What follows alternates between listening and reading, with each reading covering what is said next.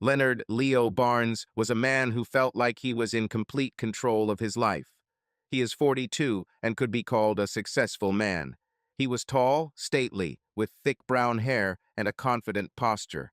His light blue eyes always expressed concentration, as if he was constantly assessing the situation and calculating in advance the possible consequences of his actions. His movements were measured and precise, his voice was calm but firm, and his smile was a rare occurrence. Leo has never been a man of emotions. He trusted logic, facts, and a well-structured plan. His job was managing financial risk at one of the largest investment banks in New York. This meant long hours in the office, endless negotiations, and control of millions of dollars.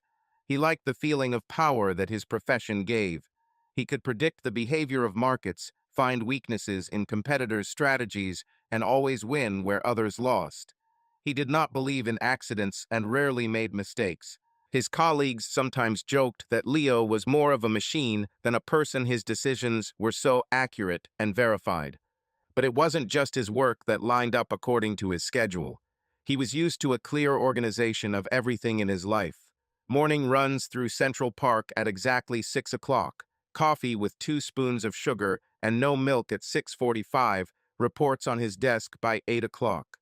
His wardrobe consisted of perfectly pressed suits, his watch was always set to the second, and his car, a dark blue BMW, was refueled exactly once a week on the same day. He didn't like surprises or unexpected changes. He found peace in order and stability. Despite his toughness and punctuality, Leo was not soulless. He valued people who shared his values of loyalty, honesty, and discipline. He believed that a man should be a reliable support, and a word should be stronger than a signed contract. In business, they respected him, but at the same time, they were afraid of him. Colleagues knew, if Leo Barnes took on something, he would not stop until he achieved results. He was respected, but few really knew him. He was reserved in his friendships and did not allow people to get too close to him. He had hobbies, but even they were subject to strict logic. He collected rare chess pieces and enjoyed solving complex puzzles. He loved long walks around the evening city. It was a time for reflection, a moment when he could put everything in order. Another passion of his was books, mainly biographies of great people and scientific works. He admired those who built their own destinies with their own hands and drew inspiration from them. But did he have a personal life? It seemed so.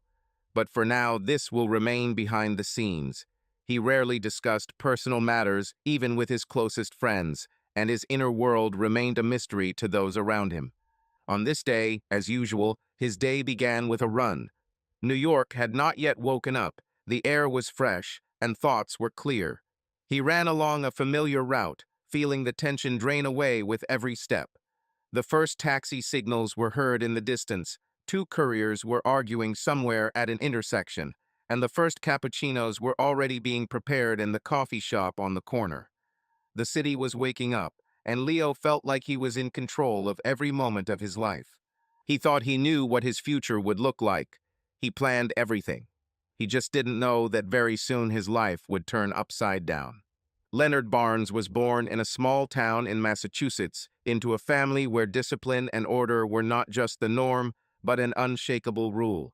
His father, George Barnes, was a military engineer, a man of strong principles and a clear value system. He always repeated to his son, "Order in the head means order in life." This phrase became a kind of credo for Leo. His mother, Margaret Barnes, was a literature professor at a local college.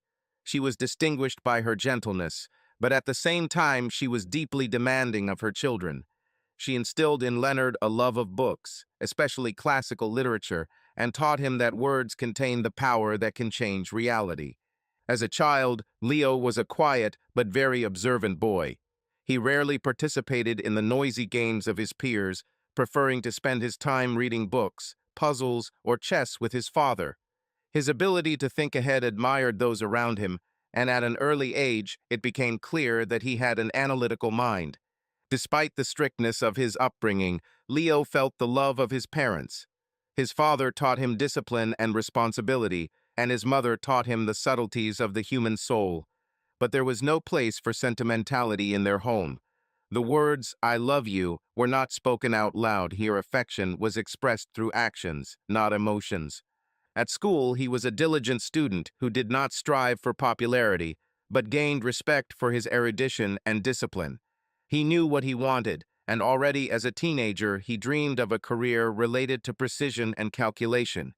Money and success were not an end in themselves for him, rather, he saw them as a tool to control his own destiny. His youth was spent in constant pursuit of perfection. Every step, every decision was carefully thought out. He did not allow himself weaknesses, did not look for easy ways. He will carry this way of thinking throughout his life. Leonard Barnes's youth was marked by perseverance and determination. In high school, he already knew that he wanted to succeed in life, and therefore made every effort to build a strong foundation for the future.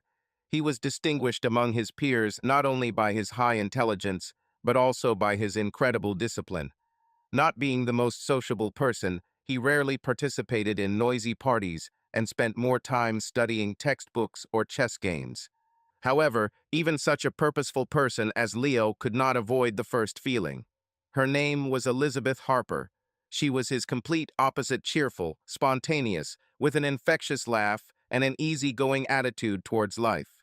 They met at the university when Leo was just starting to get used to his new environment.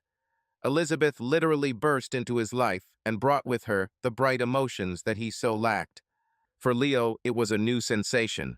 For the first time, he allowed himself to step away from a strict routine, spend sleepless nights talking, walk without a specific goal, and simply enjoy the moment.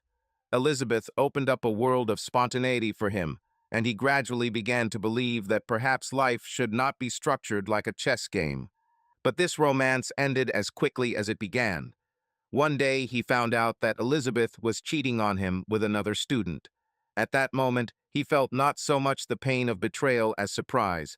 He could not understand why a person who spoke about love was capable of such a lie. He didn't make a scene, didn't start to sort things out, he just broke all ties. This incident only strengthened his conviction that feelings interfere with rationality, and trusting someone means dooming yourself to weakness. After this, Leo made a conclusion that influenced his future life. He would never again allow his feelings to control him. Now his main principles are calculation, control, and distrust of those who play with emotions too easily. Leonard Barnes didn't believe in fate. He believed that life is a series of decisions based on logic, not on chance. But even he had to admit that his meeting with Rachel seemed like something predestined. It happened in one of the New York book cafes. Leo was sitting by the window, reading an economics magazine, when he heard an argument at the counter. A female voice, full of irritation and sarcasm, was passionately arguing something with the barista. "Sorry, but a decaf latte with almond milk cannot be called real coffee. It's more of a parody." The girl was indignant. The barista shrugged. "But this is exactly the order that was made." Leo chuckled slightly as he watched the scene. The girl, clearly dissatisfied, looked around the hall and met his eyes. She raised an eyebrow, as if asking, "Do you also think this is absurd?" "Logic says coffee should contain caffeine." He couldn't resist. She smiled, walked over to his table, and sat down opposite him, holding the notorious drink in her hands. "You look like a person who likes order. Let me guess, do you have an exact schedule for the day on your watch?" she asked, taking a sip of her latte. Leo raised an eyebrow. "And you decided this because I was reading a financial magazine or on a tie?" She laughed. "It catches your eye. I'm Rachel." This is how their first conversation began. They talked about books, about the city, about how ridiculous some people's habits are. For the first time in a long time, Leo felt like he could afford not to be perfect, but to simply enjoy the conversation. But deep down, he was still tormented by doubts. Could he trust his feelings again? Rachel looked at him with a slight mockery and continued the conversation. "You're clearly used to having everything under control. Isn't it boring to live within such limits?" Leo shrugged. "Not boring, just convenient. If you know what awaits you, mistakes can be avoided. Don't you think that sometimes mistakes make our lives interesting?" She smiled. He thought about it. Is she right? Maybe his strict order is really depriving him of something important. The conversation continued, and Leo found himself thinking that, for the first time in a long time, he was enjoying communication and not analyzing every word. Rachel talked about traveling and how important it is to be able to let go and just live. Her philosophy was the complete opposite of his own, and perhaps that was what attracted him to her. "Well, Mr. Order," she said, finishing her coffee, "do you want to take a risk and try something spontaneous? For example," he asked cautiously. "Now let's leave the cafe and just go wherever our eyes lead. No plan, no goal. Just walk." Leo grinned, but a strange curiosity flared within him. It wasn't like him, but for some reason he nodded. As she stood up to leave, Rachel glanced at him briefly and, as if knowing his thoughts, said, "Sometimes you just have to take a chance, Leonard, even if you are used to calculating everything." He stood up and, without realizing it, took the first step towards changes that would change his life forever. After that first meeting in a book cafe, Leo's life began to change. He, accustomed to strict order and schedule, suddenly discovered that he was drawn to this spontaneous, easy-to-communicate woman. Rachel brought chaos into his life, but in a strange way, the chaos didn't annoy him. In fact, he found it refreshing. They started dating. Leo was never in a hurry to make decisions, but Rachel seemed to break down his barriers with just her presence. She could call him during the working day and offer to run away for lunch to a small cafe on the outskirts of the city. She fascinated him with walks along the unfamiliar streets of New York, forced him to try new dishes, and watch films that he would not have even looked at. "You live as if every minute should be under control," she said one day when they were sitting on the roof of her house, watching the sunset. "But haven't you ever wanted to just forget about the watch?" Leo thought about it. For a long time, he lived this way, calculating, planning, avoiding surprises. But Rachel was changing him. He found himself allowing himself to be more spontaneous, and it was nice. They started traveling together. At first, these were short trips to Vermont, to the coast, to small towns full of comfort and street musicians. Then Paris, Barcelona, Key West. She loved romance, small hotels, and leisurely breakfasts in street cafes. He preferred comfort, clarity, and pre-planned routes. But gradually, he learned to enjoy her lifestyle. Rachel was an artist, and her view of the world was full of color and emotion. She painted people, nature, even the streets where they walked. One day, she gave him a city landscape that reminded him of that evening when they first walked together in the rain. "Why exactly at this moment?" he asked, looking at the picture. She shrugged and smiled. "Because then I realized that you were changing, and I wanted to remember this." But most of all, Leo remembered not the pictures, not the travel, but their nights. Their passion was uncontrollable, like a flame that could not go out.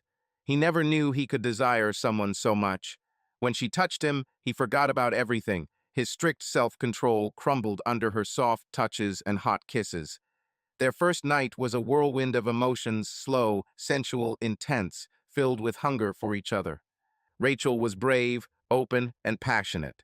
She loved to dominate, but she also gave in, giving him a sense of power. They could make love on the floor of her apartment, among canvases and brushes, in a hotel room overlooking the ocean or under the stars, covered with a blanket. These were the moments when Leo completely lost his head, forgetting about his habit of controlling everything. Sex with her wasn't just a physical act. It was a connection he couldn't explain.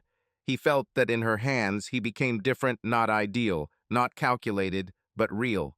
Every time she whispered his name, her hot breath touched his skin, he knew he was lost. She became an addiction for him, a sweet and inevitable temptation that he did not want to get rid of.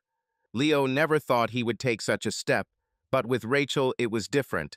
She changed his view on relationships, on love, on life itself. He knew he wanted to spend the rest of his life with her. The only question was how exactly to make an offer. Leo spent a long time thinking through the details. He didn't want to do this in public, among hundreds of strangers. Rachel, although more spontaneous than he, still appreciated the sincerity and depth of the moment. In the end, he chose a place that had special meaning, the roof of her house, where they once met the sunset and talked about life. Everything was perfect that evening. Wine, her favorite candles, a soft blanket. They sat next to each other, and Leo felt excitement slowly growing in his chest. Finally, he pulled out a small box, opened it, and looked at Rachel. "You changed my life," he said, trying to keep his voice from shaking. "You taught me to enjoy the moment, to see beauty where before I saw only order. And I want you to be by my side always. Marry me." She froze, her eyes widened, and then a smile full of emotion appeared on her face. "Yes, Leo, yes." She rushed to him, wrapped her arms around him, and kissed him, so that he realized that this was the right choice in his life. That night their passion flared up with renewed vigor. Leo felt how her breath became hotter, how her lips slid over his skin, leaving a trail of tenderness and desire. Rachel looked at him with such fire in her eyes that it took his breath away. They dissolved in each other, forgetting about everything, merging into a single whole. "I've never been so happy," she whispered when their bodies finally calmed down. "And you will never be lonely," he answered, running his hand along her back. "Now you are a part of me, and I will not let you go." She smiled, kissing his neck tenderly. Before the wedding, Leo decided to talk to his mother. He knew that she always cared about him, and her opinion mattered to him. "Mom, I love her. I am ready to carry her in my arms and do everything for her. She made me happy," he said, holding her hands. Margaret Barnes looked at her son carefully and then sighed heavily. "Leonard, I see that you are happy, and I want this happiness to last forever. But I know people, I know that you are trusting when you love. I'm afraid that she will break your heart." "Mom, why do you say that? You don't even know her well yet." "I may not know, but I know you. You are the one who gives your all, and such people suffer the most when they are betrayed." Leo smiled and shook his head. "I don't think about betrayal, Mom. I think about how to make her happy, and if I succeed, then isn't that the meaning of life?" She looked at him with sadness and warmth at the same time. "I hope you're right, my boy." The next important step was meeting her parents. Leo was worried, although he tried not to show it. Rachel came from a family of creative people. Her father was a musician, and her mother was a famous gallery owner. It was a completely different world compared to his strict upbringing. The first dinner was unusual. Rachel's father greeted him in an old sweater, with a cup of coffee and a piercing gaze. "So, are you the same Leonard she's been buzzing our ears about?" he asked with a smile. "I hope only good things," Leo replied, shaking his hand. "We'll see," the father grinned and waved his hand, inviting him to the table. Rachel's mother turned out to be friendlier, but still with a slight note of distrust. She asked him about his plans, about life, about how he felt about art. At the end of the evening, he realized that despite their initial wariness, they accepted him. Perhaps not immediately, but they accepted it. Preparing for the wedding was a real challenge. Rachel wanted something light, natural, an open-air ceremony without too much formality.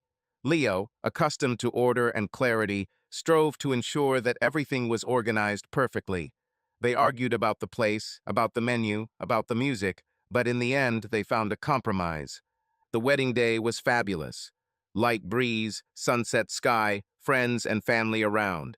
When Leo saw Rachel in a white dress, he felt his heart clench.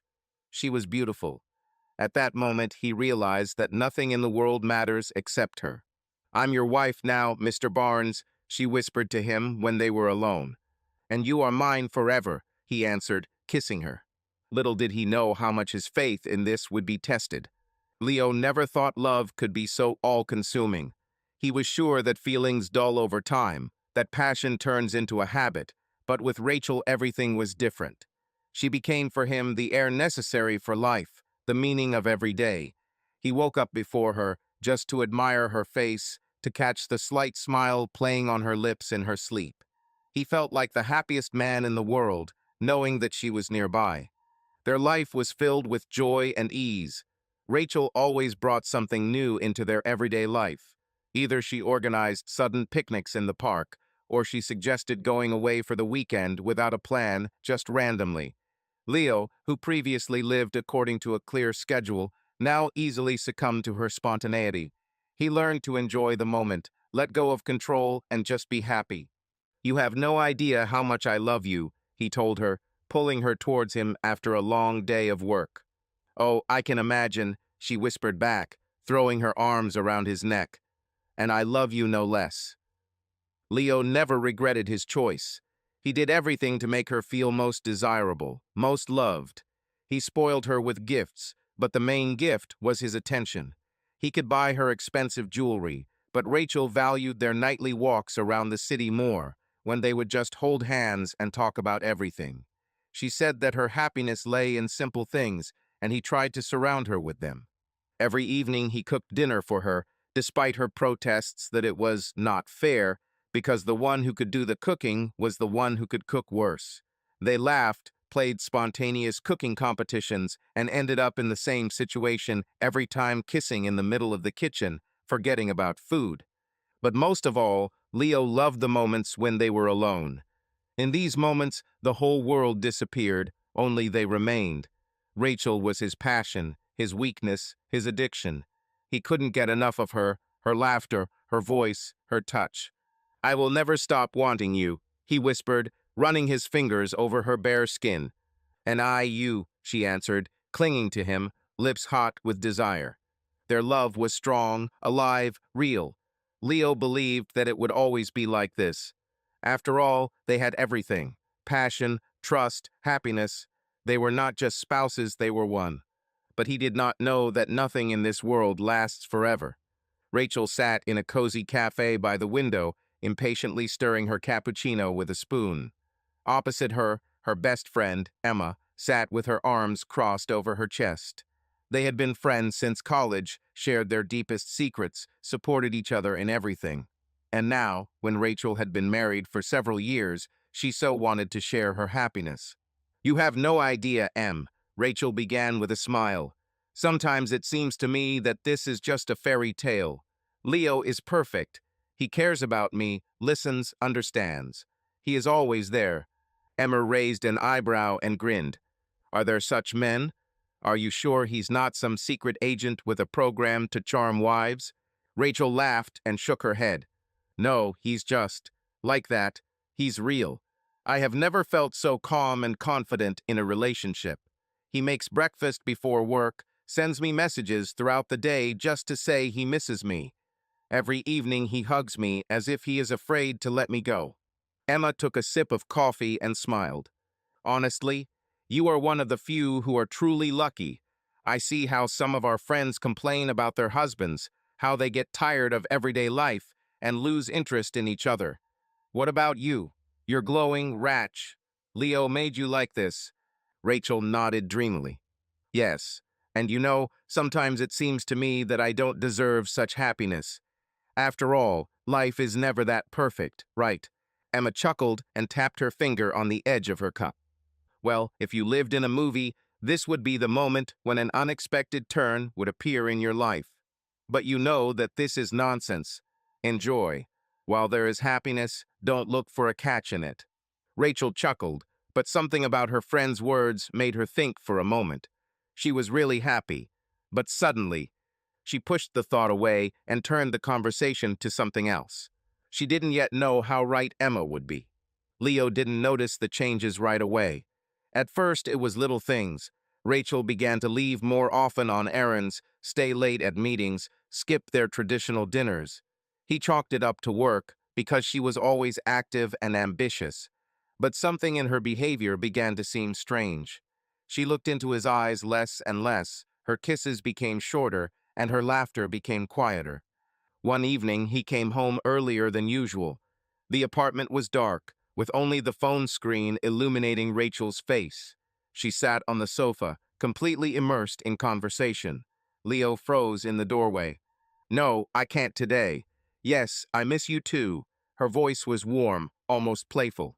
She noticed his gaze and abruptly ended the conversation. "Leo, are you home already? You're early." "Yes, work ended early. "Who were you talking to?" he asked with a smile, but inside he felt an unpleasant pang. "With Emma. We were going to have coffee, but I canceled. Let's spend the evening together." She came up and kissed him tenderly, as if trying to erase his suspicions. Leo smiled and nodded, but a strange feeling crept inside him. He wasn't used to doubt. He wasn't used to suspecting Rachel, but something inside him was wary. As the weeks passed, the alarm bells grew louder. She began to stay late at work and come late, explaining this with projects and meetings with clients. He believed because he wanted to believe. One evening, he was preparing dinner and waiting for her to come home. She promised to be there by 8. The clock hands had passed 10, but she was still not there. Leo dialed her number. "Oh, Leo, I'm sorry. We were stuck with colleagues discussing a new project. I didn't notice how time passed. I'll be there soon." Her voice was cheerful, but for some reason unnatural. When she returned, he looked at her longer than usual. She smelled like someone else's perfume, and for the first time in a long time, he did not ask unnecessary questions. Leo didn't like to leave the city for no reason, but this time he just needed to be in silence. His thoughts were confused, his heart sank anxiously, and the only place where he felt truly protected was his parents' home. He got into the car and hit the road. The road to his home, winding among the green hills, always calmed him. As a child, he dreamed of leaving for the big city as soon as possible, but now it seemed to him that this house was the only place where he could breathe freely. When Leo arrived, his mother was already waiting for him on the porch. Margaret Barnes was a woman with a keen eye, always knowing when her son needed support. She carefully peered into his face, trying to understand what was bothering him. "Leo, you didn't even warn me." "Everything is fine?" she asked, hugging him. He lingered in her arms a little longer than usual, inhaling the familiar scent of homeliness. "Yes, I just wanted to be at home," he answered quietly and walked into the living room. Margaret followed him, pouring tea and sitting down opposite him. Her eyes never left her son. "Leo, you look tired. Is something bothering you?" she asked, watching him carefully. He sighed and looked down at the cup. His fingers squeezed it as if he was afraid of losing something important. "Mom, I don't know. Everything seems so right, but I feel like something is wrong. It's like I'm losing control of what's important to me. It's a strange feeling." She took a sip of tea, thoughtful. "This is about Rachel, right?" she asked softly. Leo looked up at her. He didn't tell her anything, but his mother always knew how to see what was hidden deeper than words. "She has changed. I can't say exactly what, but I feel it," he admitted, shaking his head. "She stays late at work more often and has become more absent-minded. Sometimes it seems to me that when she looks at me, her thoughts are somewhere far away." Margaret listened attentively, her forehead wrinkles deepening. She put her hand on his palm. "You have always been a person who sees more than he says. If you feel something, then these are not empty guesses. Trust yourself, son, but don't rush to conclusions. Sometimes the fear of loss makes us see ghosts where there are none." Leo nervously ran his hand through his hair. "I'm just afraid of making mistakes," he whispered. "If I'm wrong, I'll ruin everything good we have." "And if I'm right?" Margaret covered his hand with hers, making it clear that he was not alone in his doubts. "It's okay to make mistakes. The main thing is not to ignore your feelings. But don't rush to conclusions. Listen to your heart, but don't forget about your mind.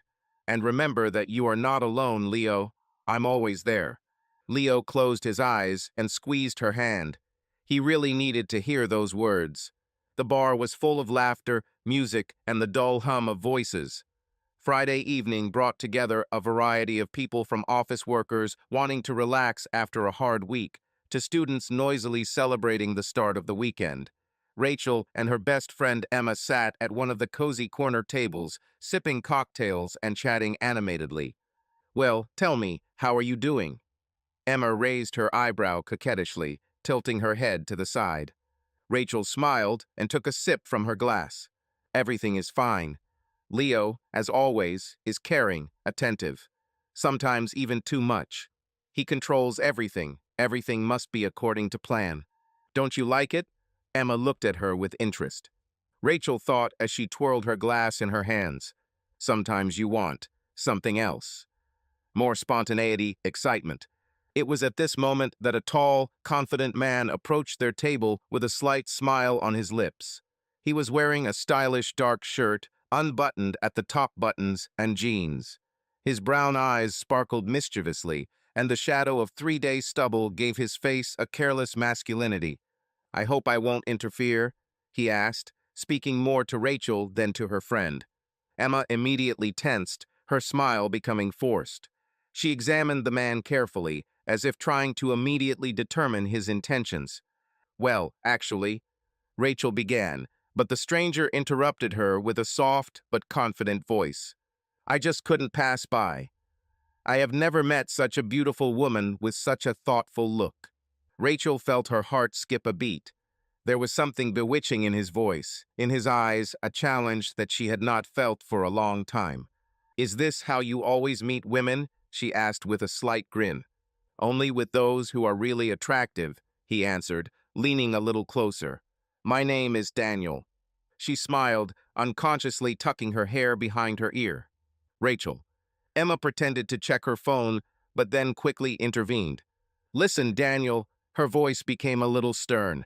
"Rachel is married, and she has a wonderful husband. I think she's just having a nice evening with a friend." Daniel didn't back down. He looked over at Emma, smiling lightly. "Of course, I understand. Just a friendly conversation." Rachel gave her friend a quick glance that was a mixture of surprise and slight irritation. I'm just talking," she said quietly, but there was something new in her voice. Emma frowned, her worry growing. She had known Rachel for years and had never seen her so interested in someone else. "Okay, I understand it's time for me to order another cocktail," Emma said dryly, getting up from the table. "But I hope you remember who's waiting for you at home, Ratch." When Emma walked away, Daniel took the opportunity to sit a little closer. "And your friend is very strict," he grinned. "Is she always so protective of you?" Rachel took a sip of her cocktail, trying to hide her slight nervousness. "Emma is just worried. She has known me for a long time. Still, sometimes close friends may not understand what we really need," Daniel said, tilting his head slightly to the side. Rachel looked at him, feeling something inside her tremble. Was it just flirting or something more? She didn't know yet, but she understood one thing for sure. This evening had already become much more interesting than she had expected. The clock struck midnight when Emma realized she had drunk too much. "My head was spinning slightly, and the words merged into one warm wave of noise." Rachel was also tipsy, but not to the point of losing control. Daniel, who had been watching both of them closely, smiled discreetly and took out his phone. "I think it's time to take you home," he said, calling a taxi for Emma. Emma frowned with displeasure, but knew there was no point in arguing. She gave Rachel a sharp look, but said nothing. 10 minutes later, the car was already waiting at the entrance to the bar. "Take care of yourself," she said quietly, hugging her friend. Rachel nodded and waved after her. As the car disappeared around the bend, she turned to Daniel. "What about me?" she asked with a smile. Daniel tilted his head slightly to the side, appraising her. There was undisguised interest in his eyes. "I don't think you're ready to go home yet. Come to my place. Let's have another glass and relax." Rachel didn't answer right away. Somewhere deep down, she knew she was overstepping the mark, but a desire was already flaring up inside her, something wild, primal that she had not felt for a long time. Leo was caring, perfect, but with Daniel there was something different, something wrong and at the same time frighteningly attractive. "Yes," she whispered, feeling the trembling in her voice. The drive to Daniel's apartment was silent. The tension between them was becoming unbearable. As soon as the door closed behind them, he handed her a glass of wine, but she put it aside. Their gazes met, and everything became extremely clear. He pulled her towards him. Their lips met in a kiss full of hunger and desire. His hands slid over her body, causing goosebumps. Rachel didn't think about tomorrow, about Leo, about morality, only about how greedily her body responded to Daniel's touches. They were in no hurry. Every kiss, every movement was filled with passion, an indomitable attraction that was impossible to resist. He was rougher, more insistent, not at all like Leo, and that's what she liked. Once they were in his bed, reality ceased to exist. There were only the two of them left, their breath mixed in the darkness, and the intensity of passion burning away the last vestiges of doubt. That night, Rachel betrayed her husband for the first time, and what was worst of all, she liked it. Leo woke up in the middle of the night and automatically extended his hand towards Rachel. Cold sheets. He opened his eyes, blinked away the drowsiness, and looked at his watch. 3:27 m. Something pricked unpleasantly inside. She had never stayed out so late, especially without warning. At first, he tried to calm himself down. Maybe she just stayed too long with Emma, drank too much, and decided to stay with her. It seemed logical. He even forced himself to lie down, close his eyes, and take a few deep breaths. But with every minute, the anxiety grew. He reached for his phone and tried to call her. The beep sounded, but there was no answer. Time after time, her voicemail became the only sound in the silence of the night.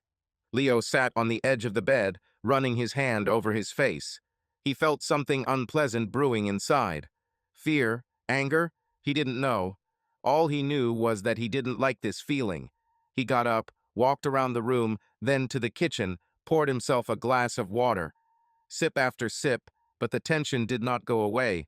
The night seemed endless. He turned on the TV, but even his favorite news could not distract him. The same question kept ringing in my head. Where is she? When the clock struck 6 in the morning, the door finally opened. Leo immediately stood up from the couch, his heart beating faster. Rachel entered quietly, taking off her shoes as if hoping not to wake him. "Good morning," he said, hiding the tension in his voice. She shuddered, but quickly pulled herself together and smiled. "Oh, you're not sleeping." She chuckled nervously. "Sorry, I didn't notice how time flew by. Emma and I had too much, and I had to stay with her. I didn't want to wake you up in the middle of the night." Leo nodded, carefully watching her movements. She looked tired, but there was something else in her eyes. An elusive expression, a shadow of concern, or was he just screwing himself over? "You could at least write," he said calmly. Rachel looked away, plastering a tired smile on her face. "I know. The phone is dead. Sorry. You're not angry, are you?" She walked up to him and gently ran her hand over his shoulder. Leo looked at her, feeling inner anxiety. He ran his hand over her arm, squeezing her fingers a little tighter than usual. "No, of course." His voice was even, but everything was turning upside down inside. She quickly kissed him on the cheek and went into the bedroom, throwing her purse on the bed. Leo exhaled slowly and sat back down on the couch. But his thoughts did not give him peace. Something's wrong. He felt it. Rachel nervously tapped her fingernail on her mojito glass, looking at her friend. Emma sat opposite her with her arms crossed over her chest, clearly feeling that this conversation would not be easy. "Are you sure you want to tell me this?" Emma asked, narrowing her eyes slightly. Rachel took a deep breath, looking down. "I cheated on Leo," she breathed and immediately raised the glass to her lips, as if alcohol could soften the severity of these words. Emma froze, her face falling in surprise. "What? Rachel, are you serious?" Her voice sounded quieter than usual, but there was a clear reproach in it. Rachel nodded, pursing her lips. Then, unable to stand the tense silence, she smiled nervously. It was incredible. A strange sparkle flashed in her eyes. "You see, it wasn't like with Leo. Passion, desire, fire, everything is different." Emma shook her head, putting down her glass. Her fingers clenched into a fist. "And you talk about this with delight? God, Rachel, you have the perfect husband. How could you?" Rachel pressed her lips together, but then exhaled sharply and looked back at her friend. "I didn't plan this, Em. It just happened. I don't know how to explain. I just felt like I was alive. Not his wife, not part of Leo's ideal world, but himself." Emma furrowed her eyebrows and leaned closer. That's not an excuse, Rachel. Leo worships you. Do you have any idea what will happen to him if he finds out? Rachel looked away, biting her lip. I don't want him to know. It was a mistake. But at the same time, it wasn't. I don't know. She rubbed her temples as if hoping to disperse the chaos in her head. Will you tell him? Emma sighed heavily, then shook her head. No, but Rachel, it's your responsibility. You have to decide how to live with this. Rachel nodded slowly, but deep down she already knew that this conversation was just the beginning. Emma straightened up and looked at her more harshly. Wait, I want to understand. Are you going to repeat this? Or was this just an isolated incident? Rachel nervously twirled the straw in her hands, avoiding her friend's gaze. I don't know, Em. I felt so free, like I was 20 again. But I love Leo. She stopped short, as if she didn't believe her words. Or at least I thought I did. Emma frowned even deeper. You can't love him and sleep with someone else at the same time, Rachel. It doesn't work like that. What if I'm confused? She answered sharply, now throwing an angry look at her friend. What if I'm missing something? If Leo is so obsessed with order that I no longer feel alive around him? Emma ran her hand over her face, exhaling heavily. And you think the answer to that is another man? I don't know. Rachel covered her face with her hands. I just don't know what I want. Emma looked at her carefully, then took her hand. Then figure it out. Because if you continue, Leo will find out sooner or later. And if he finds out, it will kill him. Rachel closed her eyes. She knew her friend was right, but she also knew that something inside her had already changed, and turning everything back would not be so easy. Leo felt the anxiety that settled in his soul gradually grow. He couldn't explain the source, but something in Rachel's behavior had changed. She became more thoughtful, her touches less frequent, and her kisses cooler. He tried to convince himself that this was just fatigue, a temporary period that happens in any relationship. Today, he decided to correct the situation. They had not been close for a long time, and he missed his wife. I wanted to feel her next to me again, to feel her warmth. The evening turned out to be quiet. They had dinner together, watched a movie, and everything seemed normal. But something distant flashed in her gaze. When they got into bed, Leo gently pulled her close to him, ran his hand over her shoulder, then down to her waist. He leaned down, kissing her neck, hoping to feel that connection again. Leo. Her voice was quiet, tense. He didn't stop. He smiled slightly, continuing to gently caress her. You're so beautiful. I missed you, he whispered, sliding his lips to her collarbone. But Rachel suddenly tensed, her body frozen in his arms. Leo, no. She carefully pulled away, squeezing his hand in hers. Sorry. I'm tired. He pulled away, looking at her. Something like fear flashed in her eyes, but she quickly turned away, settling down on the pillow. Tired? He repeated, trying to hide his disappointment. Are you okay? Yes, it's just. I need a little time. She smiled tightly, but her voice trembled. Leo took a deep breath and exhaled slowly. He didn't want to put pressure on her, but something broke inside. He knew it wasn't just fatigue, but I decided not to insist. Okay, I understand, he said softly, turning on his back and looking at the ceiling. Rachel clutched the corner of the pillow, facing the wall. She was disgusted. I'm disgusted with myself, with what she did. Leo was good, caring, loving, and she betrayed him.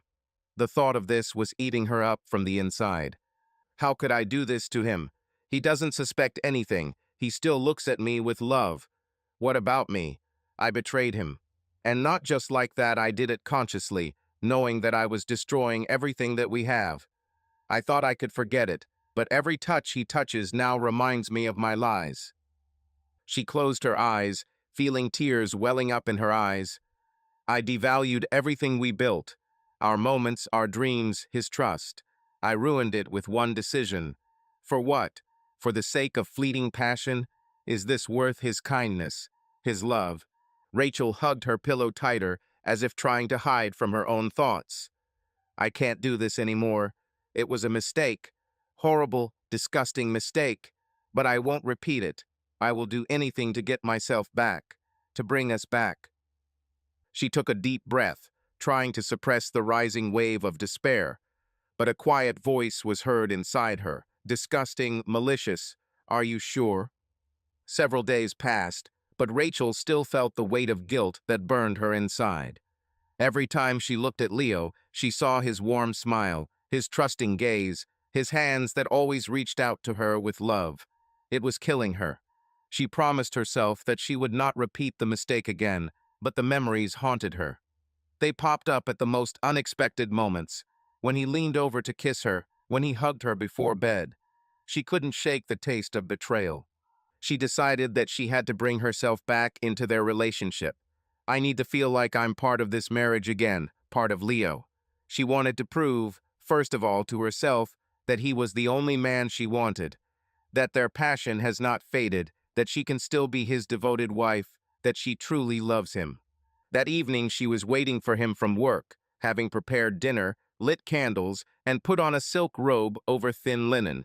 She wanted to create that very atmosphere when they were happy. When Leo entered the house, slightly surprised by this picture, his lips stretched into a smile, but a shadow of a question flashed in his eyes. "What is this special occasion?" he asked, placing the case by the door. Rachel walked up to him, wrapped her arms around his neck, and inhaled his scent, so familiar, so safe. She wanted to dissolve in this moment, forget herself, erase from her memory what tormented her. "I just want to thank you for what you are," she whispered, clinging to him. Leo narrowed his eyes, sliding his hands over her waist. "Gratitude? Interesting way," he grinned, but there was warm tenderness in his voice. Rachel didn't let him finish, sealing his lips with a kiss. She felt his body tense under her touch, his breathing getting heavier. Desire overwhelmed her, erasing all doubts, all remorse. She needed this. They needed it. She wanted him to own her, so that his love would wash away her guilt, so that she could convince herself that she still belonged only to him. She knelt down in front of him, her fingers leisurely unbuckling his belt, sliding over his skin as he looked down at her, his breathing ragged. "Damn, Rachel," was all he breathed out before giving in to the sensations.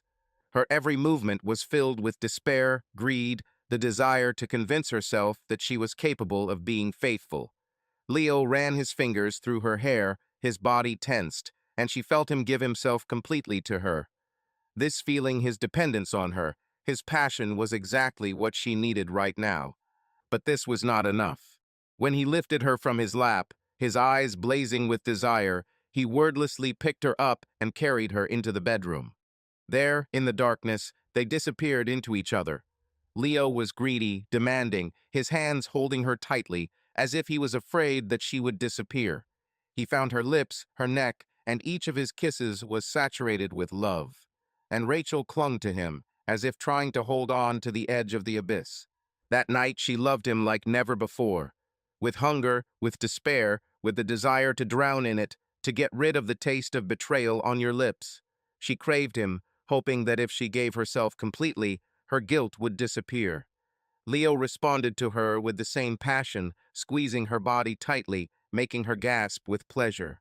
When it was over, she pressed herself against his chest, closing her eyes, her breathing ragged. "Everything will be fine now," she told herself. "I'll fix everything. I'll make him happy. I'll forget." But even at that moment, a shadow of doubt still glimmered inside her. Is this true? Rachel walked down the street, enjoying the cool autumn air. After that night with Leo, she felt lighter, almost free of guilt. She tried to convince herself that it was just a passing episode, a mistake that she left in the past. Now she was a faithful wife. Everything had to be right now. But the past was not going to let her go. "Rachel." The voice sounded so unexpectedly that she froze in place. She slowly turned around and saw Daniel. He stood just a few steps away, his dark eyes studying her carefully. He looked as perfect as the night she first gave in to temptation. Everything inside tightened. "You, what are you doing here?" Her voice trembled. Daniel took a step forward, his gaze filled with determination. "I was looking for you," he said, looking her straight in the eyes. "I can't live without you, Rachel. Since you left, I haven't stopped thinking about you." Her heart beat faster. She shouldn't have listened to him. She shouldn't even be standing here. But his words ran deeper than she cared to admit. "Daniel, it was a mistake," she whispered, trying to keep her voice firm. "I love my husband." He chuckled, shaking his head. "If it were just a mistake, you would have forgotten me a long time ago. But you remember, just like me. You feel it, Rachel. Tell me I'm wrong." She clenched her hands into fists, not knowing what to say. He took a step closer again, his voice soft but insistent. "I've never met anyone who makes me feel the way I feel around you. You are special. You know that yourself. You can try to forget me, but I'm already inside you, in your thoughts, in your desires." His fingers lightly touched her wrist, and this light touch sent goosebumps across her skin. "Daniel," her voice trembled, and she hated herself for it. "You know that with me you feel alive, real." His voice became even lower, more velvety. "When I touch you, you lose control. Can he make you scream with pleasure the way I can? Does he know how to make you crazy with desire?" He leaned closer, his breath burning her skin. "Or does he just think everything is fine as long as you lie next to me and dream about me?" Rachel clenched her teeth as she felt the thin ice she was standing on begin to crack. Her mind screamed at her to leave, but his words pierced the very depths of her soul, awakening memories of nights when she truly forgot about everything. "Admit it, Rachel," he continued, his lips almost brushing her ear.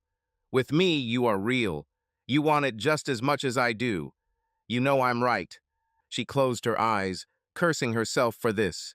She swore that she would not repeat the mistake, but her body already remembered everything. Rachel clenched her fists, her breath coming in short gasps, her heart pounding as if it was trying to escape her chest. She knew she had to leave. She promised herself that she wouldn't give in again. But Daniel stood in front of her, too close, too confident, too desirable.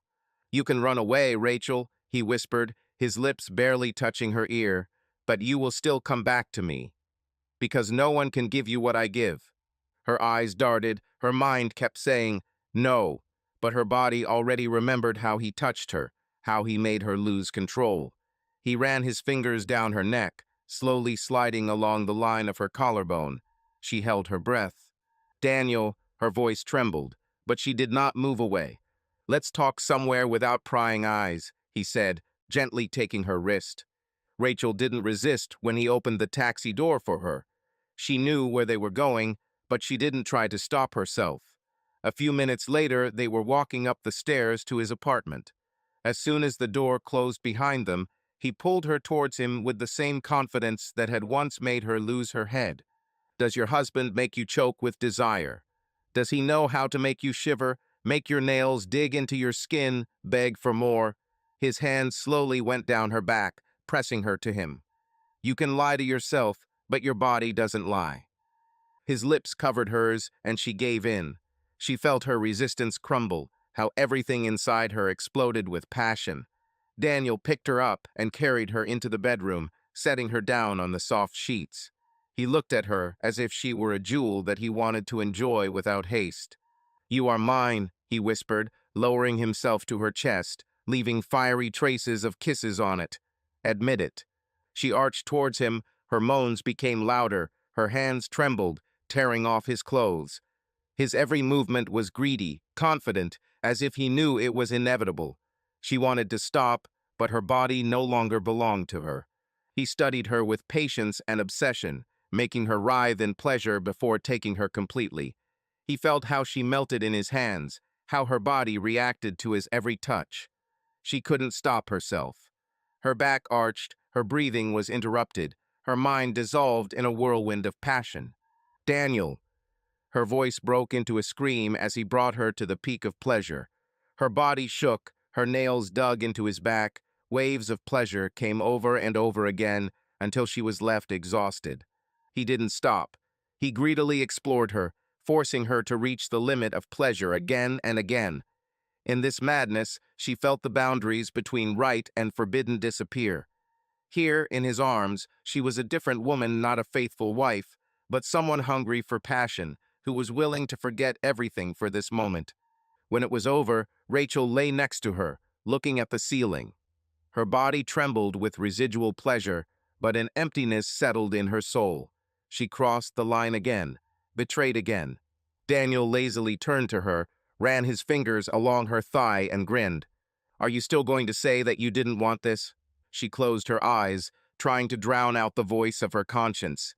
But even now, when her body still remembered his caresses, somewhere deep inside there was a treacherous whisper, "You won't be able to stop." Rachel opened her eyes. My heart was pounding, my breathing was heavy. For several seconds, she tried to figure out where she was. The sun's rays made their way through the half-closed curtains. The soft sheets felt pleasantly cool on the skin. But this was not her bedroom. Daniel was breathing peacefully nearby, his hand still on her waist. Memories of the previous night came rushing back to her, making her stomach clench with a mixture of pleasure and horror. She closed her eyes, trying to drown out the voice of her conscience. What have I done? Rachel carefully pulled herself away from his arm and sat on the edge of the bed, gripping the sheets with her fingers. Her mind demanded to leave immediately, to forget all this, to erase it from her memory. She promised herself that she wouldn't give in again, and here she is again, betraying Leo again. She looked back.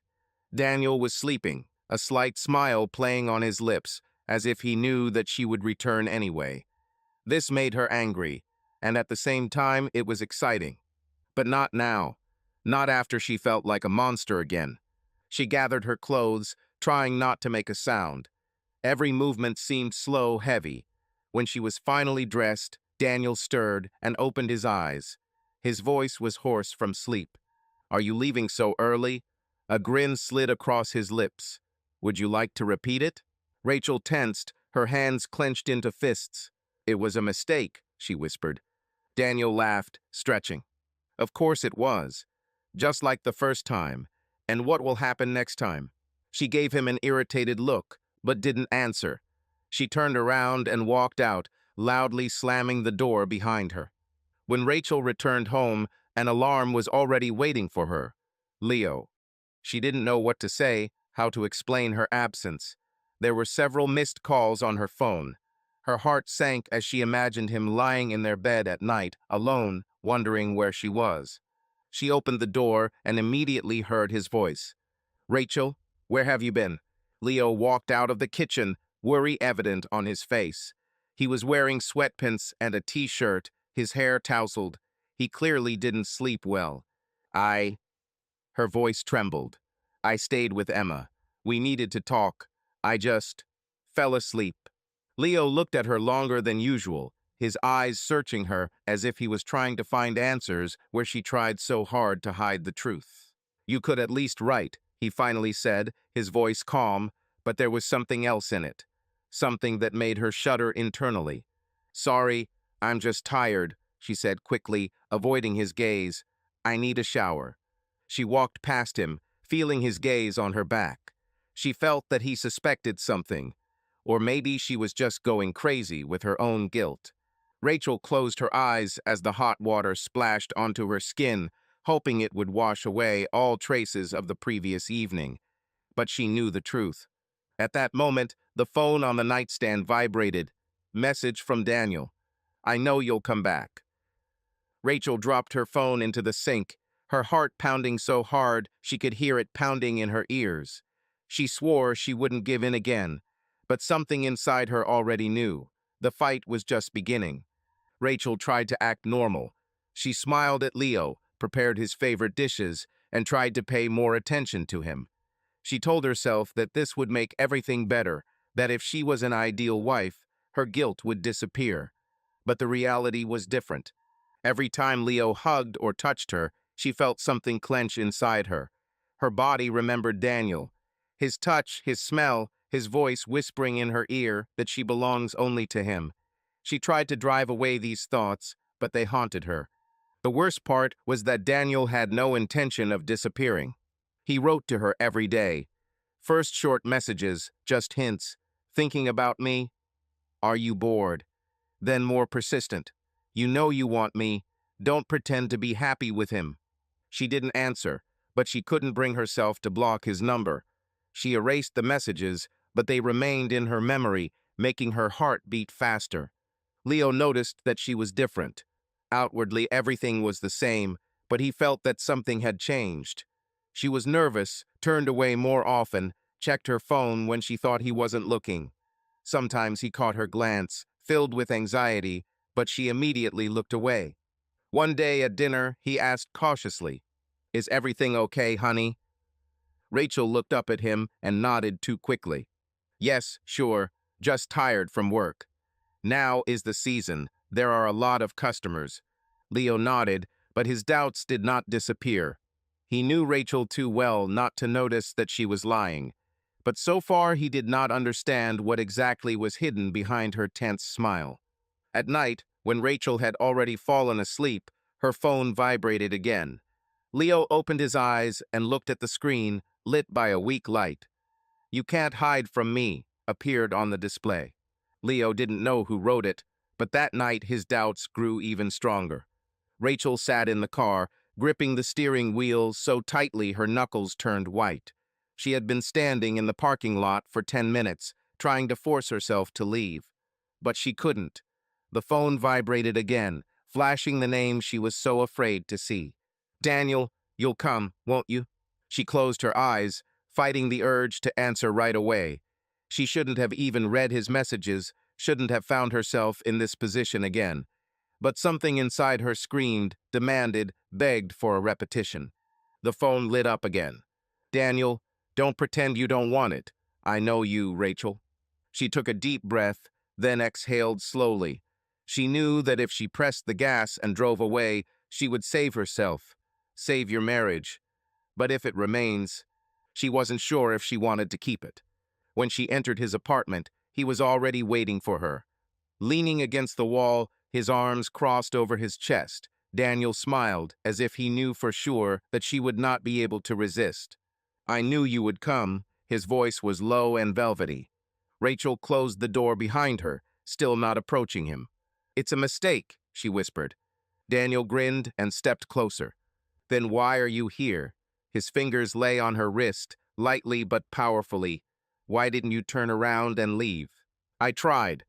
Her voice trembled. "I really tried." "Not strong enough." He lowered his head, his lips hovering a millimeter from her neck. "Because you want it." "No." The protest was weak, almost unconvincing. "Yes." His voice was soft, hypnotic. "I see it in your eyes.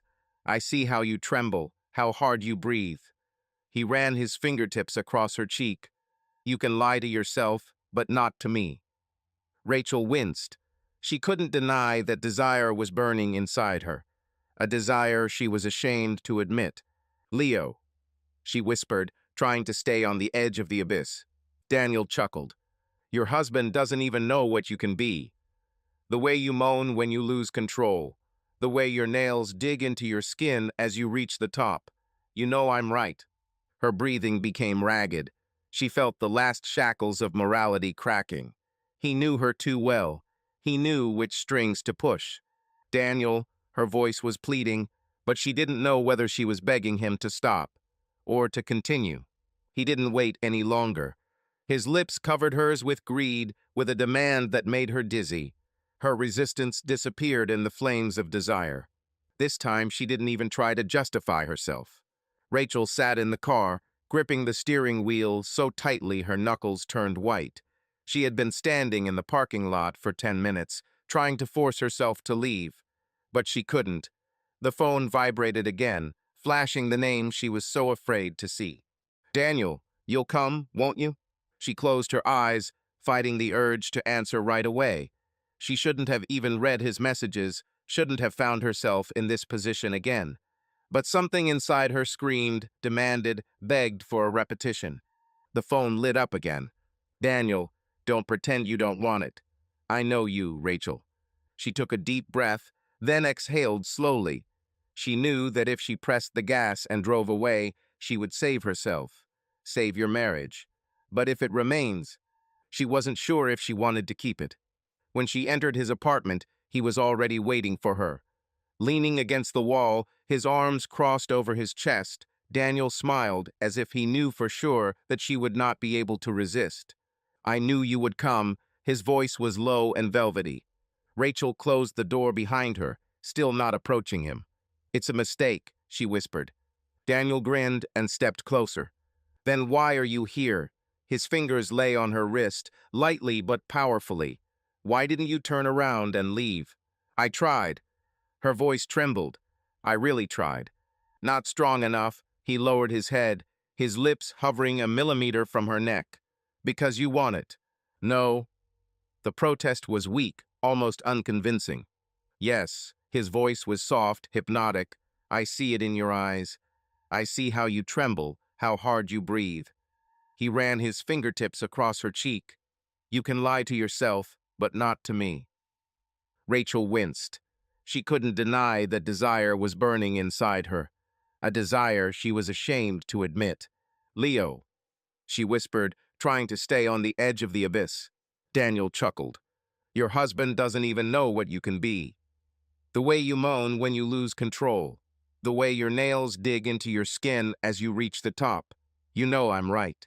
Her breathing became ragged. She felt the last shackles of morality cracking. He knew her too well. He knew which strings to push. "Daniel," her voice was pleading, but she didn't know whether she was begging him to stop or to continue. He didn't wait any longer. His lips covered hers with greed, with a demand that made her dizzy. Her resistance disappeared in the flames of desire. 2 hours passed. Rachel lay on her back, breathing heavily. Daniel ran his fingers lazily along her thigh, grinning in satisfaction. "And you will say again that it was a mistake?" His voice was mocking. She closed her eyes. Her body was relaxed, but inside everything was compressed into a tight knot. She couldn't stay here any longer. "I need to go," she said dully, sitting up on the bed. "Of course." Daniel leaned back on the pillow. "But you'll come back anyway." Rachel didn't answer. She got dressed without looking at him and left, slamming the door. A storm was raging inside her, but she forced herself to breathe evenly. She promised herself that this wouldn't happen again, but a deep fear told her that Daniel was right. At this moment, on the other side of the city, Leo was sitting in the doctor's office. The doctor looked carefully at his tests and then looked up at him. "We need to talk, Leo." Leo sat in the doctor's office, feeling his heart pounding in his chest. The doctor leafed through his tests. His face remained serious and tense. There was silence in the room, interrupted only by the occasional flipping of papers. "We need to talk seriously, Leo," the doctor finally said, looking up at him with a tired look. "Your tests show." He sighed, collecting his thoughts. "You have a very difficult situation. I don't want to scare you ahead of time, but we need to conduct additional examinations. There are suspicions of a serious pathology." Leo frowned and clenched his fists. "How? Serious?" His voice sounded evenly, but everything went cold inside. The doctor paused, as if trying to find soft words. "It could be cancer," he finally breathed. "We need additional tests, but if the diagnosis is confirmed, we will need to act immediately." It was as if the world around Leo had stopped. The room seemed too narrow to him, the air too heavy. He could not move, could not even comprehend what he had heard. All he could think about was Rachel, her warm eyes, her smile, her touch. He wanted to tell her. He had to tell her. But anxious thoughts surfaced in my head. She hasn't been like this in recent weeks. Something has changed. He felt it, but didn't want to believe it. And now? "How soon will I know for sure?" he asked hoarsely. "Within a few days." "We will organize everything as quickly as possible," the doctor nodded. "But Leo, you need to prepare yourself mentally. If the diagnosis is confirmed, the fight will be difficult." Leo nodded silently. He stood up as if in a daze, shaking the doctor's hand. His thoughts were racing. He left the office, got into the car, and just looked out the windshield. He had to go home. To Rachel. Tell her. But can he? The road to home stretched into infinity. Leo drove slowly, his fingers gripping the steering wheel tightly. He tried to collect his thoughts, but anxiety squeezed his throat. Moments from their life together flashed before her eyes. Their first date, their wedding, how he carried her in his arms, how he promised to love her always. When he arrived at the house, he just sat for several minutes, looking at the front door. He knew that as soon as he crossed the threshold, reality would hit him with full force. He will get out of the car, enter the house, look into her eyes. And what? How to say this to the woman you love more than life itself? He exhaled heavily and got out of the car. Every step was difficult. Opening the door, he heard silence. Strange. Rachel usually greeted him, smiled, hugged him, and asked him how his day was. Rachel, he called, but there was no answer. Leo walked into the living room. Her phone was on the table. Next to her was an unfinished cup of coffee. Everything looked as if she had been here just recently, but she herself was not there. Something inside him tightened. He dialed her number. Beeps. 1, 2, 3. Hello, you're calling Rachel. Leave a message. Her voice rang out, but not live, but from the answering machine. Leo clutched the phone in his hand, his fingers turning white. He looked up at his watch. It was already late. Where is she? At that moment, a message arrived on his phone. Leo looked at the screen. Unfamiliar number. He opened the message, and the world around him collapsed. Your wife is with me now. Don't you think she's late too often? A sharp pain pierced my chest. Leo slowly sank down onto the couch, his breathing ragged. He read the message over and over again, hoping that it was some kind of mistake, someone's cruel joke. But deep down, he already knew the truth. Rachel cheated on him. Everything he had been feeling for the last few weeks now took shape. All the doubts, the anxious glances, her strange behavior, he didn't want to believe it. Not now. Not when he needed her support so much. The phone vibrated again. Maybe you should ask her yourself. Leo closed his eyes, trying to drown out the storm inside him. He had to do something. He had to find her. And he will do it right now. Leo couldn't stay in this empty, cold apartment. The air seemed viscous, as if even the walls were pressing on it. He grabbed his keys and walked out, not knowing where he was going until his car stopped in front of his mother's house. She opened the door almost immediately, looking at him in surprise. Leo, what's happened? Her eyes immediately filled with anxiety. You look pale. Are you sick? Leo sighed heavily as he walked inside. He sat down on the sofa, squeezing his head in his hands. Mom, I don't know how to say this. I think Rachel is cheating on me. His voice was dull, filled with pain. The mother froze, her face tense. Son, are you sure? She asked carefully. No, he shook his head. But I feel it. She has changed. She became distant. And today I received a message. Someone wrote that she is not alone now. His mother sat down next to him and took his hand. Leo, did you talk to her? Maybe this is just some kind of misunderstanding.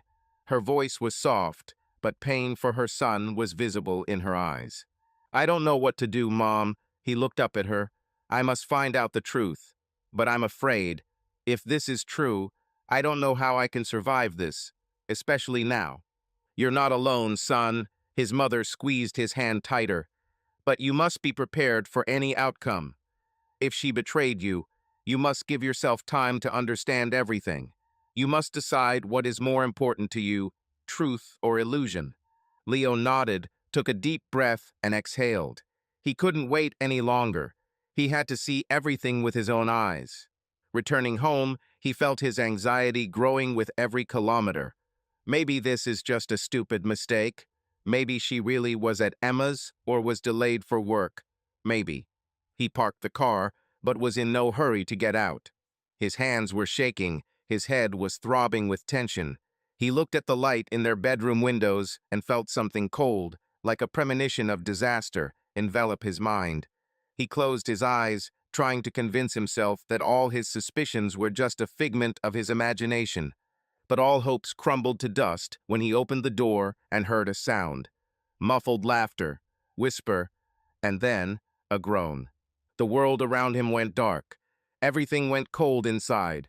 He moved slowly down the corridor, not feeling his steps. His breathing became ragged, every muscle tensed as if about to strike. The bedroom door was ajar. He pushed her. Rachel, she, in their bed, in their house, in the arms of another. For a second, everything froze. Time has stopped. He saw her pale face, wide eyes, panicked look. She sat up abruptly, pulling the sheet over her body, as if the thin fabric could hide her betrayal. Leo. Her voice was hoarse, full of panic. The man next to her turned around, but Leo didn't see him. He only saw her betrayal, her lies, her choice. There was no anger or pain left inside him, only emptiness. He felt his hands clenched into fists, but he didn't even try to take a step forward. He just stood there, watching everything he thought was his crumble. You could at least knock, the lover challenged, without hiding his grin. Leo didn't even look at him. His gaze was fixed on Rachel, to the woman he loved more than life itself, to a woman who chose someone else. Choose, his voice sounded unexpectedly calm. Are you staying or leaving? Silence filled the room. Rachel clutched the sheet convulsively, her lips trembling, but she did not say a word. Leo was waiting, but he already knew the answer. The room froze in tense silence. Leo stood in the doorway, his gaze cold and empty. Everything inside him was turning upside down, but he didn't let his emotions break through. Rachel sat on the bed, clutching the sheets, her breathing coming in short gasps. Daniel, her lover, stretched lazily, casting a mocking glance at Leo, but he did not notice him. Now only she existed. Choose, Leo repeated. His voice sounded unexpectedly calm, but in this silence every word cut the air like a knife. Rachel swallowed, her heart beating wildly. It seemed to her that this moment lasted forever. She looked at Leo, at his tense face, his tired, but still so familiar eyes. Something squeezed painfully inside, but then quieted down. Then her gaze slid to Daniel. He was so free, cocky, his confidence drove her crazy. She couldn't deny that he made her feel alive. Leo, her voice broke. She didn't know how to say it, but she knew she had no choice. Sorry, but I'm leaving. The words hung in the air, filling every dark crevice of their past. Leo nodded slowly. He already knew what she would say. Somewhere deep down, he felt that this moment was inevitable. The pain was sobering, but he couldn't afford to show it. Then pack your things, he said calmly, but there was no pain or anger in his voice, only fatigue. This is my home, and you won't stay here anymore. Rachel felt her insides tighten. She chose Daniel, but now this decision has become real, irreversible. Her hands shook as she pulled on her clothes, throwing everything she could get her hands on into her bag. Her movements were sharp and clumsy.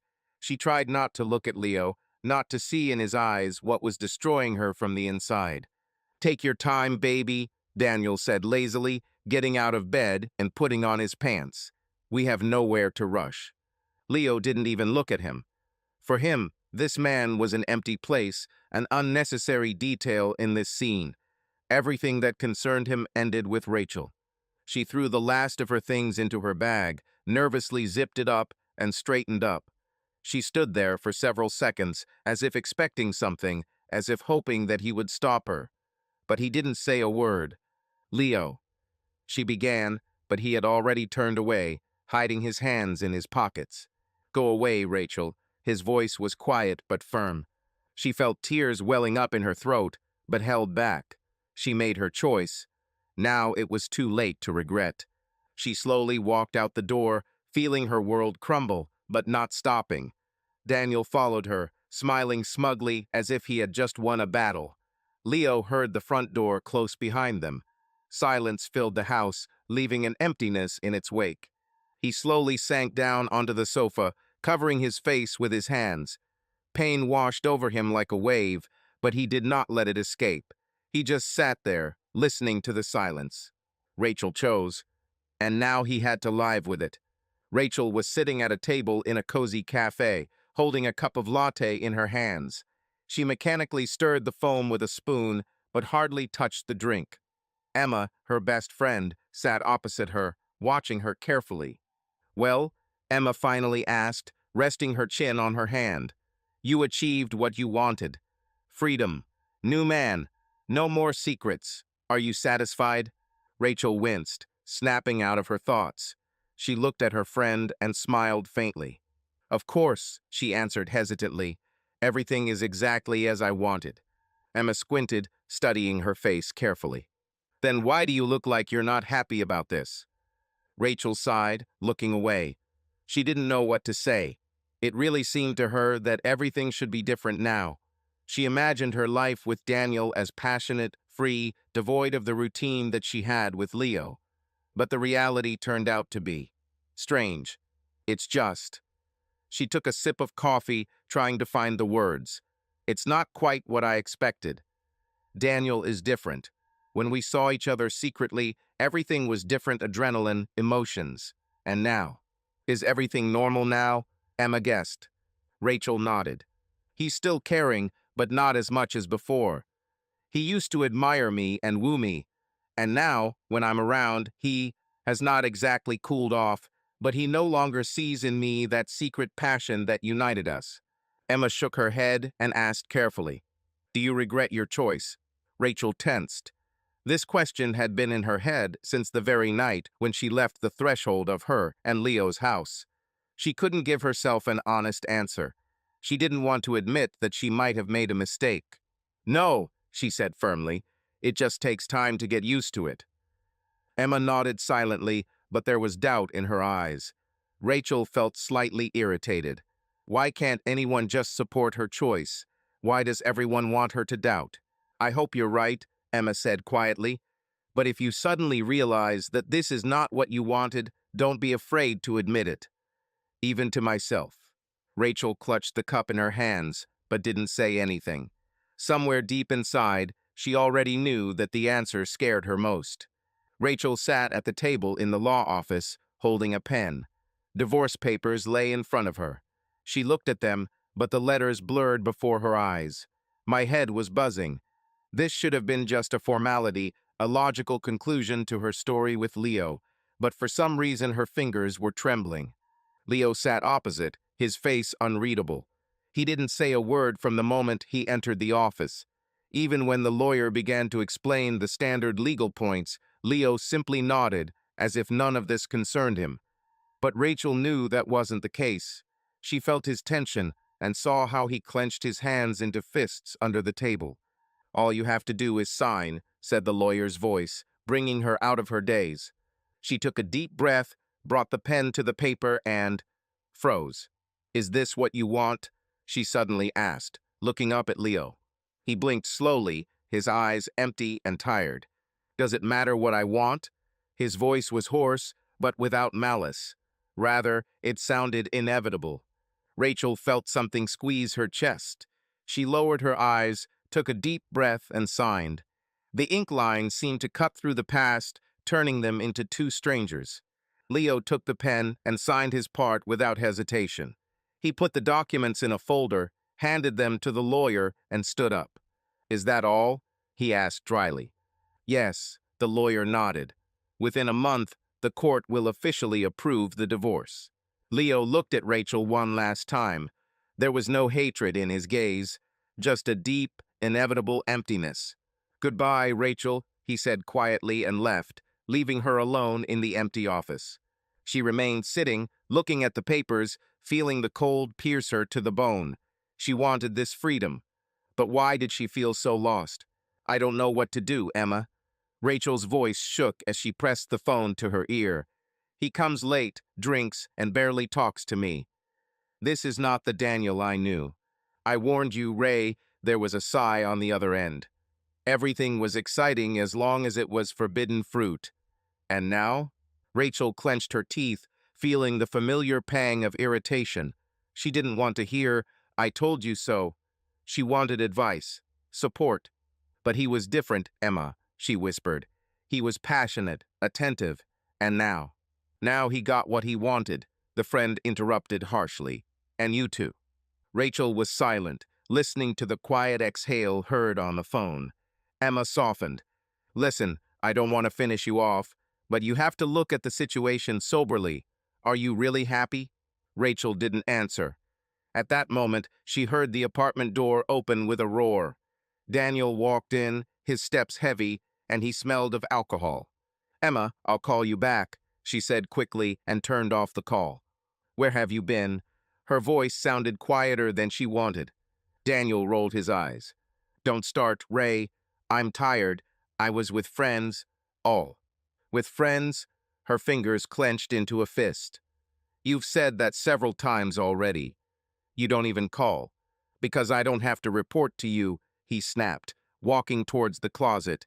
You knew what you were getting into. Rachel felt her insides tighten. She didn't recognize him. That Daniel with whom she had passion, desire, secret meetings, now a completely different person stood in front of her. Rude, indifferent. I thought you loved me, she whispered. He looked at her with a slight grin. I love it. Just don't choke me with your jealousy, okay? Rachel sat in the dark, wrapping her arms around herself. Daniel had been gone for 2 days. He didn't answer calls, didn't write messages. It became habitual, his leaving, his return in the morning with the smell of alcohol and other people's perfume. She was no longer fooling herself. He didn't love her. Maybe he never loved. When the front door slammed open, her heart jumped. Daniel walked in, staggering, with bleary eyes and a smug smile. You're sitting in the dark like a ghost again, he muttered, slamming the door. Where have you been? Her voice was quiet but firm. He chuckled, taking off his jacket and carelessly throwing it on the floor. Wherever I wanted, I was there. He stepped towards her, looking her up and down. Did you decide to test me? Rachel clenched her fists, forcing herself not to be afraid. I just want to understand who you are now. Because the Daniel I knew is no longer there. He grinned and leaned closer, reeking of alcohol. Baby, that Daniel never existed. You just saw what you wanted to see. She stumbled back, but he grabbed her wrist. Let me go, she said sharply, trying to break free, but his grip was steel. You're still not going anywhere. His voice became low, threatening. You left for me, remember? Now you are mine. He pushed her towards the sofa, leaning on top of her. Her breath hitched in horror. Daniel, don't you dare. Her voice trembled, but he just laughed. You always wanted passion, Ray. His hands squeezed her shoulders. She felt his weight, his hot breath. So here she is. Panic gripped her. She hit him, scratched him, but he didn't let go. Her heart was pounding, fear turning into pure terror. At some point, she managed to twist and hit him hard in the ribs with her elbow. Daniel cursed as he loosened his grip, and that was enough. She broke free, grabbed her bag, and ran out of the apartment without looking back. Her legs carried her on their own. She didn't know where she was running until she found herself in front of a familiar house, in front of Leo's house. She breathed heavily as she stood in front of the door, her fingers trembling as she pressed the bell. My heart was beating wildly. The door opened, but it wasn't Leo standing in front of it. His mother. The woman's eyes were tear-stained, her face was pale, her lips were trembling. Rachel. Her voice broke. He died. Rachel froze in the doorway, feeling the world crumble around her. She blinked several times, unable to believe what she was hearing. What? Her voice was barely audible. What did you say? Leo's mother pursed her lips, her eyes filling with tears again. He died, Rachel, the voice broke, but there was cold anger in it. While you were enjoying your new life, my son was dying alone. Rachel shook her head, taking a step forward, but the woman immediately raised her hand, stopping her from approaching. No, she said sharply. You don't dare be here. You left him when he needed you the most. He wanted to tell you, but you left. You betrayed him. Rachel gasped, tears already streaming down her cheeks. I didn't know, she whispered. You didn't even ask. Leo's mother laughed bitterly. He loved you, and you trampled him. And now why did you come here? Make excuses. Calm your conscience. It's late, Rachel. It's too late. She wanted to say something, but the words got stuck in her throat. Her heart was pounding, memories flashing through her head. Leo, his warm smile, his hands, his voice full of love, and she herself leaving his life. "I want to see him," she finally squeezed out, looking Leo's mother straight in the eyes. "I need to see him. I have to." The woman straightened up, her face turning to stone. "You have no right to do this. You don't deserve to say goodbye to him. You won't come to the funeral." Rachel gasped, grabbing the doorframe. "No, please. Go away," the mother said in an icy voice. "Go away and never come here again." The door slammed in her face. Rachel was left standing on the threshold, feeling her own heart breaking from the inside. She raised her hand to knock again, but her fingers froze in the air. What's the point? Leo is no more. She slowly turned around and walked away. The footsteps echoed loudly in her head. The wind threw cold drops of drizzling rain into her face, but she did not feel them. Memories came like an avalanche. She remembered how Leo held her hand on their wedding day, how he vowed to always be there, how he looked at her with such adoration, as if she was the whole world to him. She remembered how he smiled, how he laughed, how tenderly he touched her face in the morning, and how she destroyed it all. There was an emptiness in my chest that could no longer be filled with anything. She lost him forever. There was no more second chance, no more time to make things right. Her choice had been made, and now he was haunting her. She didn't know how long she just walked along the street until her feet led her to the cemetery. It was closed, but through the bars of the gate she saw a freshly dug grave. Her breath caught. Sorry, her lips moved, but her voice did not come out. She didn't know how long she stood there. Maybe a few minutes, maybe a few hours. Nobody drove her away. Nobody was waiting for her. She was left alone, and now she had to live with it. Rachel moved in with her parents. Her mother and father accepted her silently, without reproaches, without questions, but she felt their gaze on her. Full of anxiety, misunderstanding, regret. She was their daughter, but at the same time a stranger. She herself no longer knew who she was. Her days passed in emptiness. She woke up, but did not feel alive. The hours dragged on endlessly. She avoided meetings with her parents, locked herself in her old room, sat looking at one point, or lay in bed, not even having the strength to get up. The food became tasteless, the words of the parents became a distant echo. Everything reminded her of Leo. Any little thing, a song on the radio, the smell of coffee, old photographs. Memories washed over her like a wave, turning every day into torture. She tried to push them out, but they came back again and again. Then she found the only thing that could drown out the pain: alcohol. At first, it was just a glass of wine before bed, then another one, then something stronger. She thought it would help.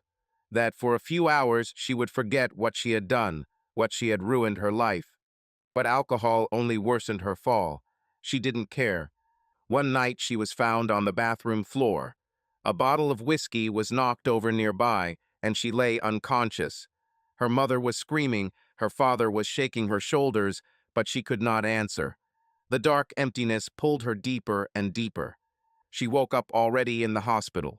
There was an oxygen catheter in his nose and enrollment 4 in his arm.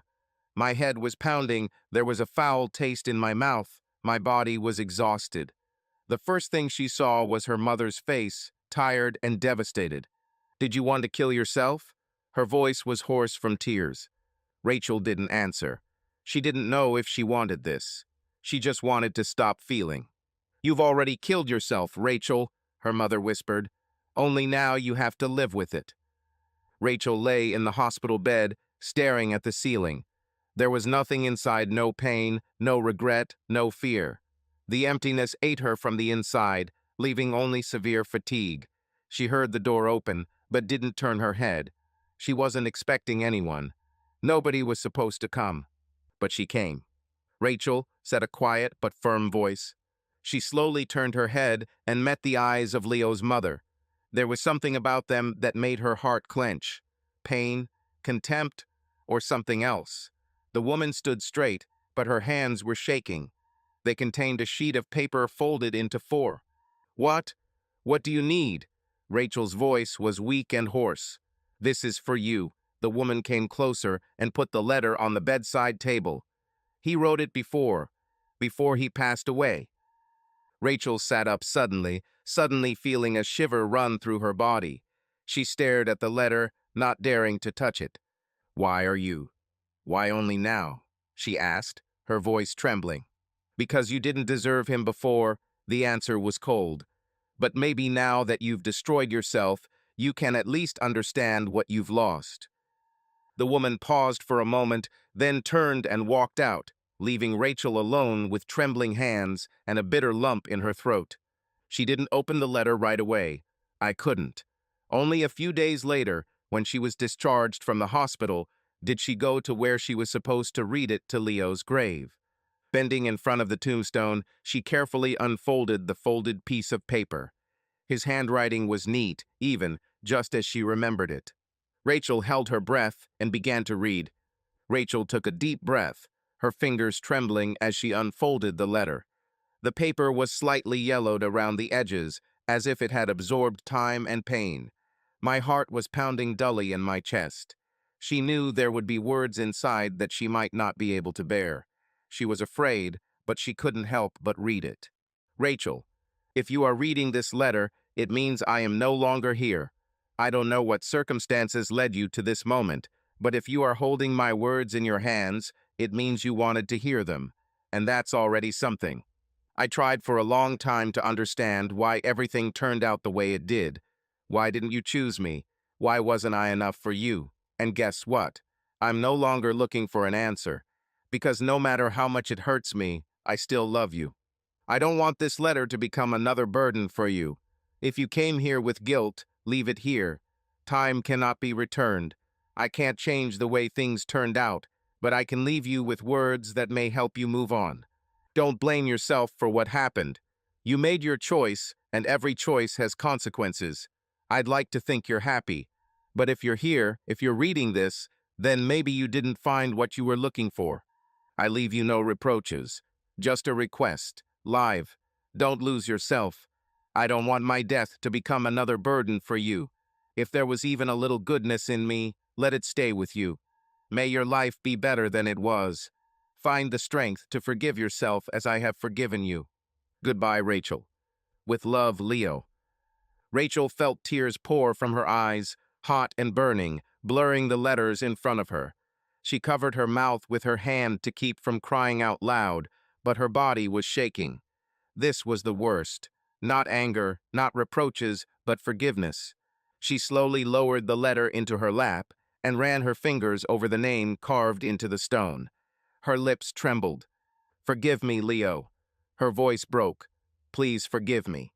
But there was no answer. Only the quiet rustling of leaves and her own sons, drowning out the world around her. She spent several hours in the cemetery. Time ceased to exist. She read the letter over and over again, as if she was afraid it would disappear. It seemed that Leo was still nearby, that his words were his last attempt to keep her from finally falling. As the sun began to set on the horizon, she slowly stood up. Her legs were shaking, but something new appeared in her soul. Not relief, not peace, but a tiny spark, the realization that she had to change her life. For his sake, for your own sake. Rachel ran her fingers over the cold stone one last time, then pocketed the letter. She knew this moment would stay with her forever, and she knew that from now on she had to live differently. Rachel walked slowly along the cemetery path, feeling like every step was difficult for her. Her heart was heavy, but this time not from pain, but from awareness. She couldn't change the past, but she could try to change the future, and that was the only thing left. She was silent the entire way home, keeping Leo's letter in her pocket as a reminder. When she entered her parents' house, her mother looked up at her with a worried look. "Have you been to him?" she asked quietly. Rachel nodded and hugged her mother for the first time in a long time. The woman shuddered, but hugged her daughter tightly to her. "I want to change something, Mom," Rachel whispered. "I can't live like this anymore." The next day she went outside, feeling the sun warming her skin for the first time in a long time. She went to the hospital where she had once been treated and offered her help to the patient support program. She didn't know if she would succeed, but for the first time she felt like she was doing something right. Weeks passed, then months. The pain didn't go away, but she learned to live with it. She didn't drink anymore. She helped those who needed support. She enrolled in a psychology course, deciding that if she couldn't change her past, she might be able to help others avoid making the same mistakes. One evening, before going to bed, she took out a blank sheet of paper. She inhaled, held her breath, and began to write. Leo, I don't know if you can hear me where you are, but I want to tell you something that I didn't have time to do. Thank you for your love, for your forgiveness, for everything you taught me. I don't know if I'll ever be able to forgive myself, but I'll try. I don't want to waste the life you didn't have. I will live, and let this be my redemption. She folded the letter and hid it in a drawer. It wasn't for him. It was for her. Subscribe to our channel so that your love doesn't cheat on you, and go ahead and listen to the next story, because this story is nothing compared to the next one. If you're under 18, don't even think, click to the next one.